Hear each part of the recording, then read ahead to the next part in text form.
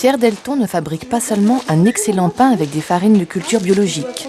Il recrée aussi le pain comme à son origine, c'est-à-dire avec du pur levain. Pur levain. Alors, le levain, eh bien, c'est une fermentation spontanée de ce grain de blé grossièrement moulu.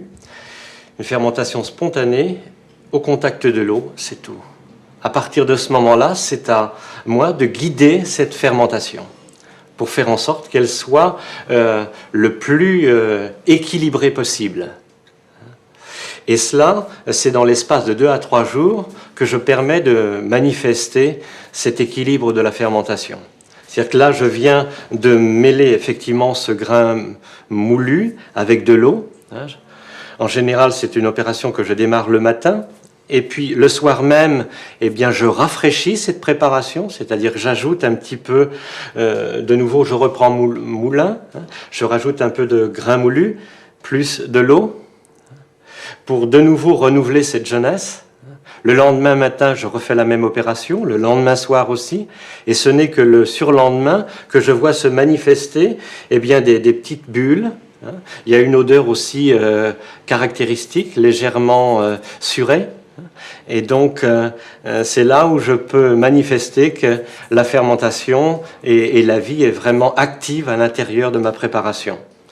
Donc, dans ce levain, se met à vivre un ensemble de micro-organismes plus distincts entre levure et bactéries dans un rapport d'à peu près 1/12.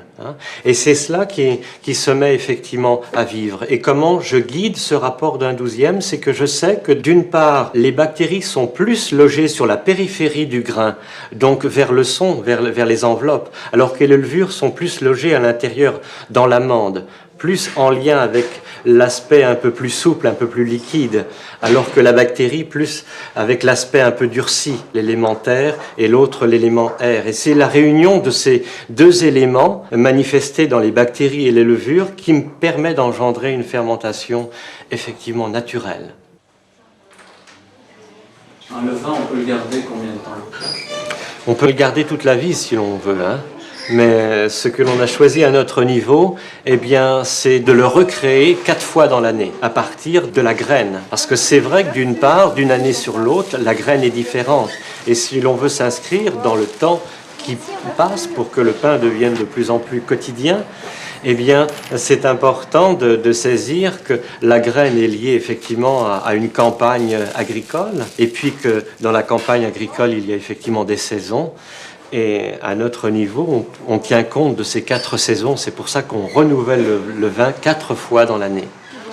Au raisin et un au sésame. Donc il y a 400 grammes.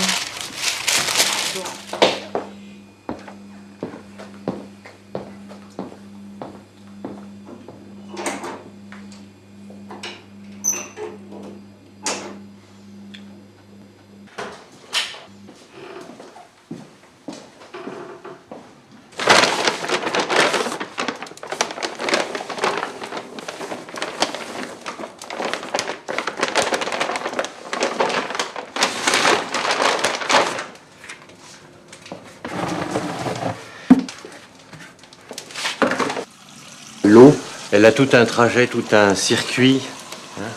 Et dans ce mouvement-là, de tourbillon, elle a la possibilité d'intégrer l'air, la vie de l'air, et de vasque en vasque se régénérer. Toutes les chaleurs sont différentes, mais je pense que celle qui donne le plus, c'est celle du bois. Et pour que le pain reçoive, il faut qu'il ait effectivement une chaleur qui donne. Qu'est-ce qu'il faut pour faire du pain? Il faut une bonne farine, il faut l'eau, c'est les deux supports importants en quantité. Et puis ensuite, il faut effectivement le levain, le ferment qui permet de faire lever la pâte. Et puis, à un moment donné, dans le cours du mélange de ces 3 éléments, va intervenir le sel.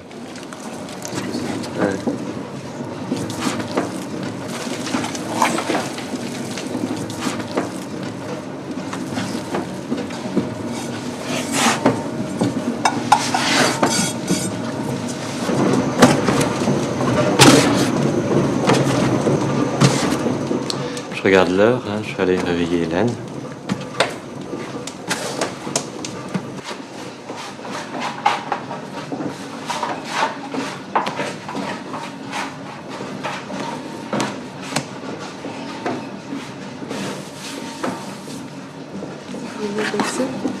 Ah oui.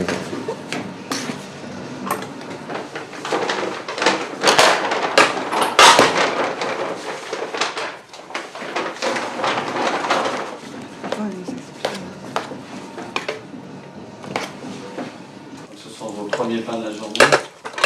Ah oui, oui, oui, oui. Et voilà, donc là, c'est quand même, c'est toujours un peu dur de se lever tôt, mais moi je sais que ça me plaît beaucoup d'être avec la pâte. Puis moi, ce que j'aime aussi, c'est de sentir un peu la finalité de ça, savoir que ça va être du pain et que ça va nourrir tout simplement des gens. Donc 1,5 kg. Il faut bien que quand on façonne, qu'il y ait un endroit où le façonnage s'arrête. Et là, c'est jamais aussi lisse que le restant. Il faut faire en sorte que la clé puisse fermer la pâte.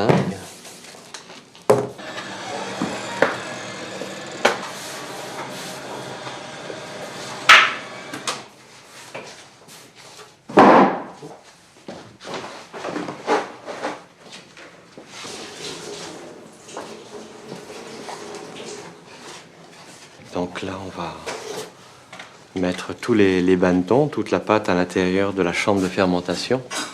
Et c'est ce que l'on appelle la période de l'après. Et c'est la période la plus longue dans la fermentation. La première étant le pointage en masse. Ensuite, le deuxième stade de la fermentation, c'est dans le repose-pâton.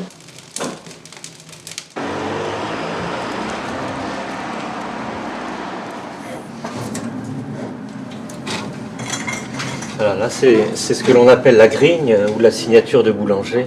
C'est tout simplement des stries que l'on fait sur la pâte, mais ils doivent être faits d'une manière bien précise, parce que c'est l'endroit où va s'échapper les gaz, et notamment le gaz carbonique.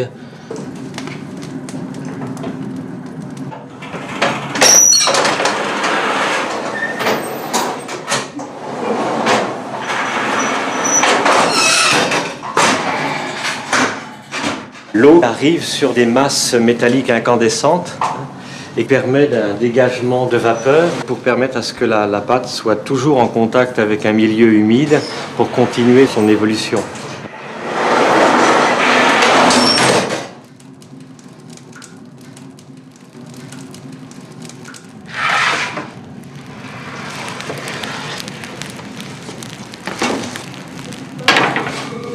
En tapant derrière la niche, là, quand il y a une résonance, quand on sent l'intérieur de la cuisson, ça veut dire que c'est bon. Quand le son est sourd, ça veut dire que la chaleur n'est pas venue vraiment au cœur de la mie.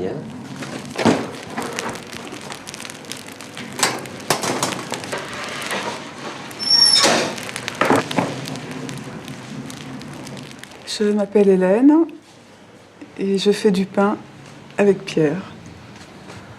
Voilà, je m'appelle Pierre et donc je collecte des céréales, le blé directement chez l'agriculteur, je mousse le blé et puis après, eh bien, je le transforme jusqu'à l'état de pain.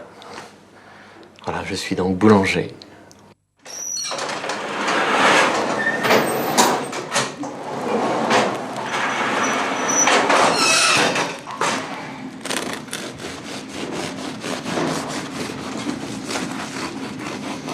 Tu en voudras 3, Hélène? Ouais, bien.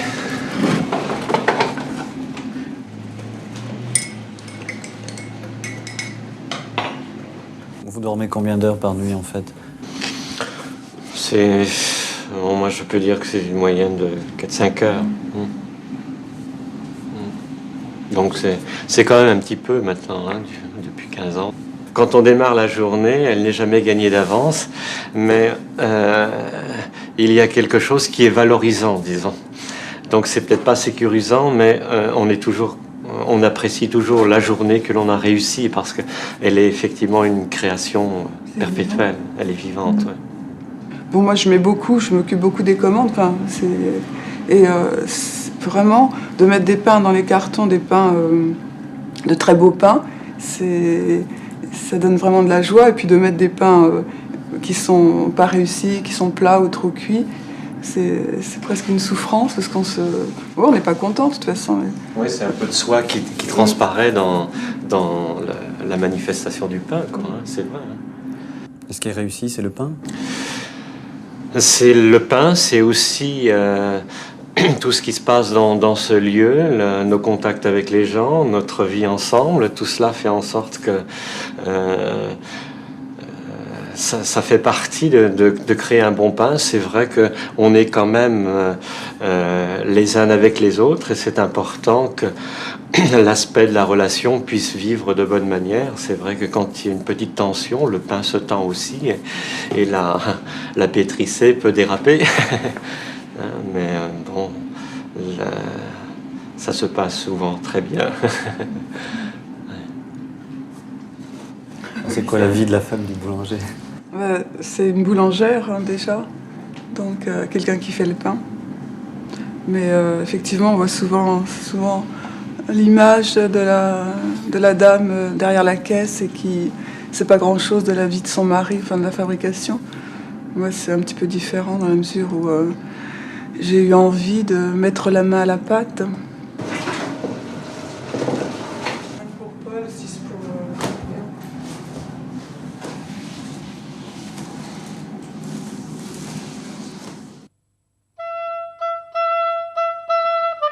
Superbement illustré Le livre du pain de Jérôme Assire chez Flammarion. Pour nous contacter, 36 15 5e.